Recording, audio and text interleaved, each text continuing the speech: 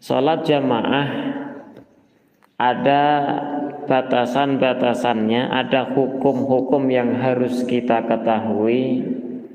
Di antaranya disebutkan oleh musannaf, wa yajuzu, dan boleh, limun faridin, bagi orang yang sholat sendiri, boleh an yanwiya, berniat al-iqtida'ah, niat untuk makmum, bi imamin, bermakmum kepada imam, asna'a sholatihi, di tengah-tengah sholatnya. Ketika kita sholat sendirian, sholat sendirian fardu subuh umpamanya, kita sholat sendirian, selesai kita takbiratul ihram, ada orang yang masuk, ya, datang sholat sendirian juga, ya, sholat sendirian juga di samping kita atau di depan kita. Kemudian kita gabung ke orang tersebut yang baru datang, kita bermakmum kepada dia. Nah, ini diperbolehkan, walaupun takbiratul ihramnya lebih dulu kita. Paham? Kita takbiratul ihram, sholat sendiri, selesai baca Fatihah atau bahkan sudah dapat 1 rakaat, tiba-tiba ada orang masuk sholat di samping kita atau di depan kita. Kemudian kita bermakmum kepada orang yang baru datang tadi, maka ini diperbolehkan. Seluruh ulama mengatakan boleh, ya, tapi dalam madhab Syafi'i boleh bersamaan ada hukum makruh. Diperbolehkan tetapi hukumnya makruh. Apakah makruh itu menjadikan sholat tidak sah? Tidak, tetap sah sholatnya, tapi kena hukum makruh. Nah, makruh itu apa? Makruh itu adalah sesuatu yang ketika dilakukan tidak mendapatkan dosa, dan ketika ditinggalkan karena kemakruhan itu tadi, maka kita akan mendapatkan pahala. Boleh kita berniat, kita sholat sendiri berniat bermakmum kepada orang lain di tengah-tengah sholat kita. Wa ini ikhtalafat rakaatuhuma, walaupun rakaat dua orang ini berbeda. Kita tadi udah dapat 1 rakaat, orang yang baru masuk dia baru takbiratul ihram, berarti belum dapat 1 rakaat. Berbeda rakaatnya, maka tidak apa-apa. Hukumnya boleh, lakin yukrahu dzalika lahu, dimakruhkan bagi dia. Ada pengecualian.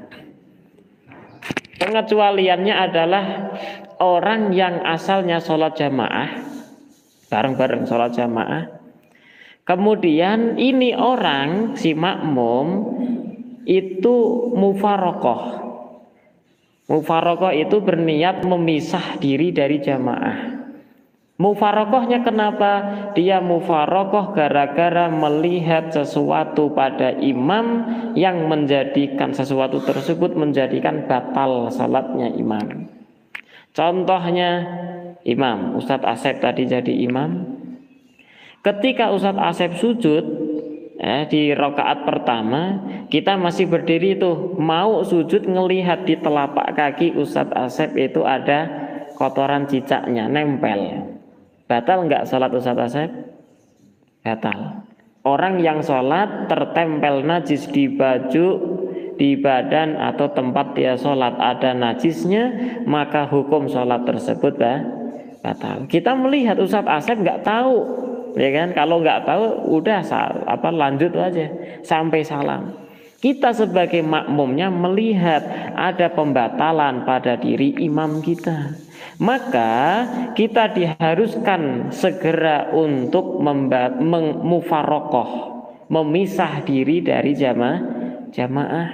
Kalau kita tidak niat mufarokoh ketika itu, ketika melihat pembatalan pada imam, maka sholat kita pun akan menjadi batal. Akhirnya kita mufarokoh. Ya, setelah kita mufarokoh, teman kita juga ada yang mufarokoh itu. Akhirnya kita bermakmum kepada teman itu tadi. Ini pengecualiannya. Selain daripada gambaran ini, maka hukumnya makruh dalam madhab Syafi'i. Dalam madhab yang lain tidak ada hukum makruh.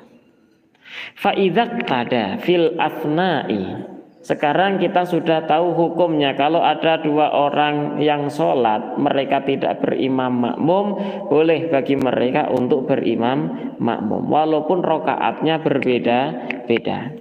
Sekarang, kalau betul ada orang yang dia sudah bermakmum kepada orang lain, rokaat mereka berbeda, maka lazimahu muwafaqatul imam. Makmum dia wajib mengikuti, mencocoki rokaatnya imam. Kita udah dapat satu rokaat pada sholat subuh umpamanya, ya, kita udah dapat satu rakaat pada sholat subuh. Imam kita baru takbiratul ihram. Harusnya dalam madhab Syafi'i di situ ada kesunahan doa kunut pada rakaat kedua. Karena kita bermakmum kepada imam yang baru dapat satu rakaat, maka ketika si imam tadi sujud, sebelum sujud setelah rukuk rakaat pertama, dia tentunya i'tidal langsung sujud. Kita rakaat kedua, ya kan? Apakah disunahkan bagi makmum tadi, yakni kita, untuk doa kunut ketika itu? Tidak.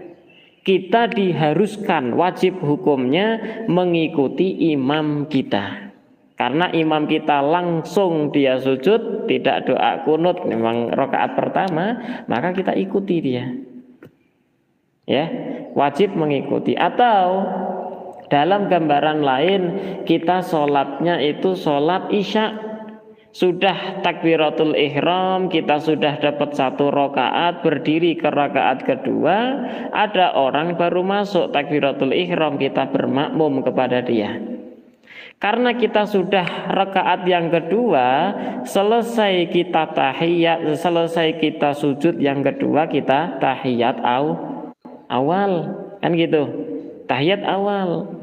Tetapi karena imam kita baru dapat satu rakaat, ya dia tidak tahiyat awal, langsung berdiri ke rakaat kedua. Nah, kita bagaimana? Maka hukumnya wajib bagi makmum untuk mengikuti imam. Yakni imamnya berdiri, kita ikut berdiri. Bisa dipaham?